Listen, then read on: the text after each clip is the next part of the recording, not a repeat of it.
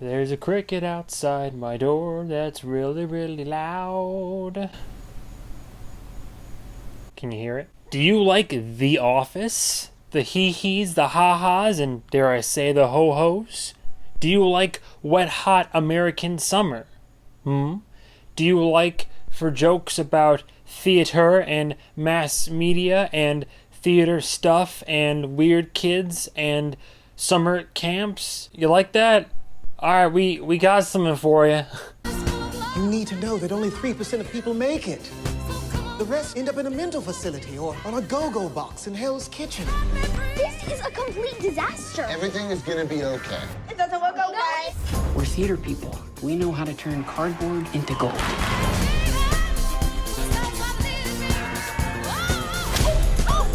You think this is fun and games? It's not fun. It's art. Today we have theater camp. This was the most theater camp outfit that I just kind of threw it together, but I felt like Sacco and Bo Burnham speak very much to theater, as well as a literal hat from when I went to go see Miss Saigon. So this works, right?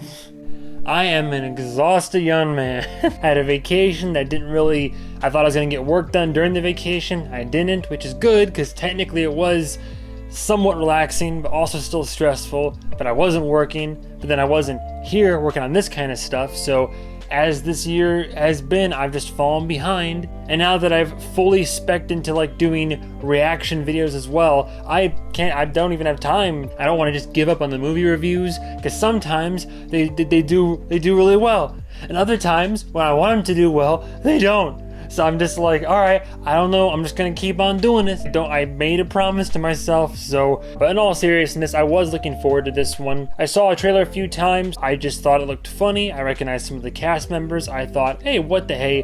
Let's give it a look-see. More specifically, I almost forgot that it was coming out because everything is a blur up here.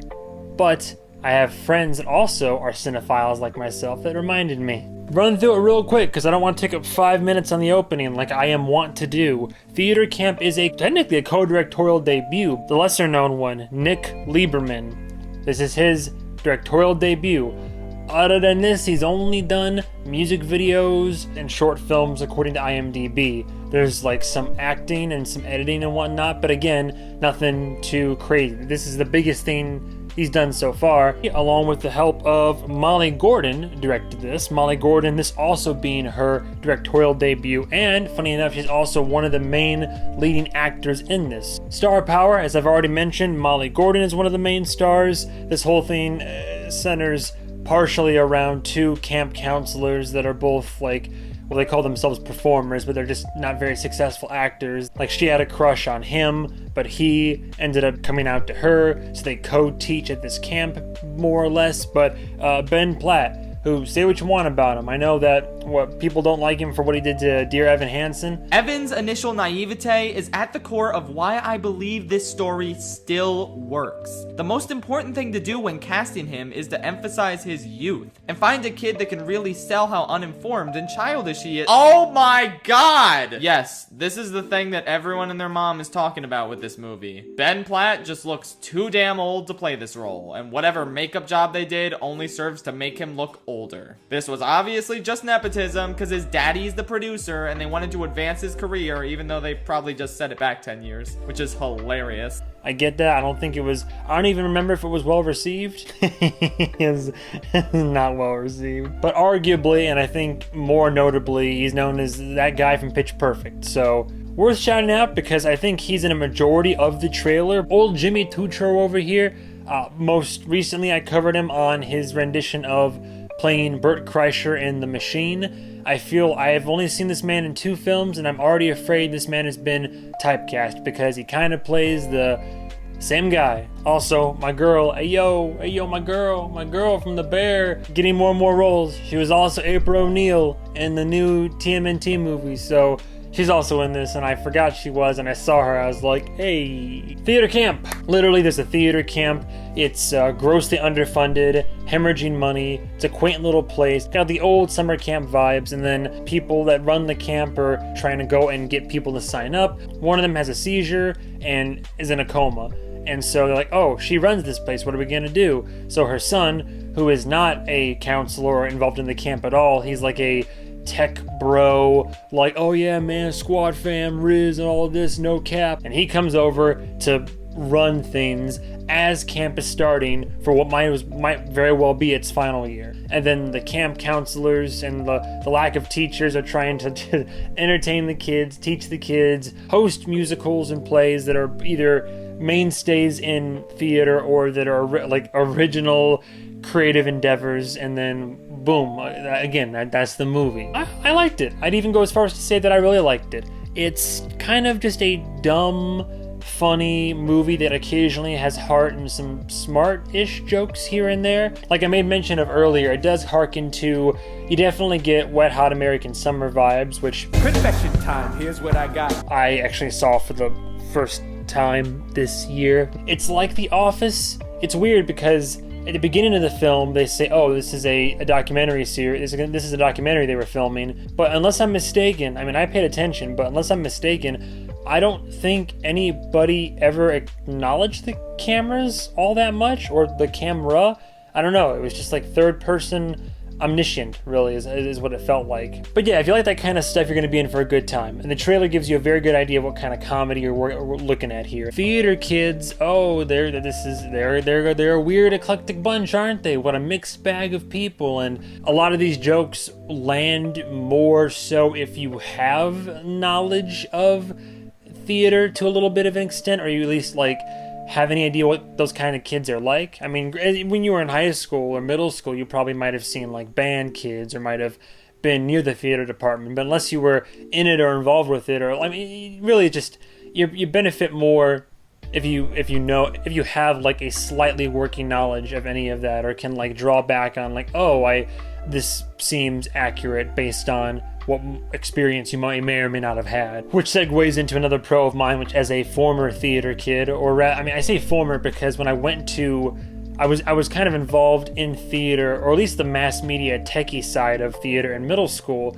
Going into high school, I went to an arts high school, majored in theater, and minored in mass media. But then when I found out how cliques were formed in theater, frankly, unless you were popular, I don't mean to come off as this salty kid. I have no ill will against anybody like that was involved in theater, but I didn't put myself out there. I was just a little bit too socially awkward at times. I focused my areas and other ventures and interests in high school, so I just never got into the world of like acting, or I definitely couldn't sing, or like theatrical performances and all that. So I gravitated more towards mass media, behind the scenes, helping make sure the show ran accordingly, and just kind of, I don't know, laughing at the popular gal or guy that got the role again for the 4th time in a row or something like that. So definitely not salty.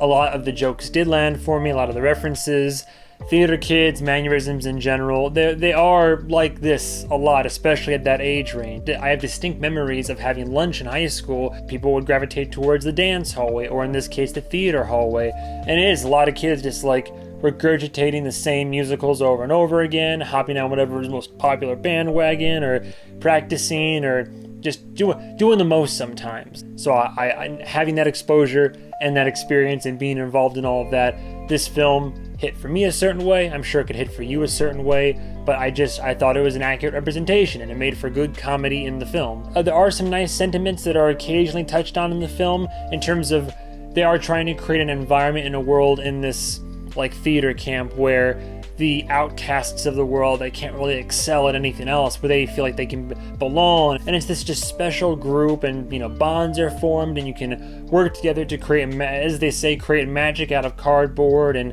enjoy the theater and the music and the dancing and the acting and performing. Some of us have a bit of a bug for it. I would like to get more into all this myself. I enjoy entertaining, so I get that. It's that urge to create and entertain. I have that itch myself. myself. However, for me, the film wasn't perfect, although I really did enjoy it, I gotta say. So I didn't find everything funny, which is I always say this, comedy is subjective, ergo, anybody who reviews a comedic film, look, it's going to be biased, more or less. You can make an argument and say that there are some jokes and some comedy out there that is objectively funny, or something that is, oh, well, that's an objectively funny thing. But end of the day, the same way that some people just aren't scared by horror films, some people won't find all the jokes in a movie or show or whatever funny. I'd say a good 75 to 80% of the comedy in this film worked for me, was funny, borderline hilarious in some moments, but sometimes it didn't always land, so it wasn't consistently funny. Jimmy's character in this movie, in the trailer, you think he's going to be one of the main characters, and yes, technically he is. I feel like he's kind of an afterthought for the first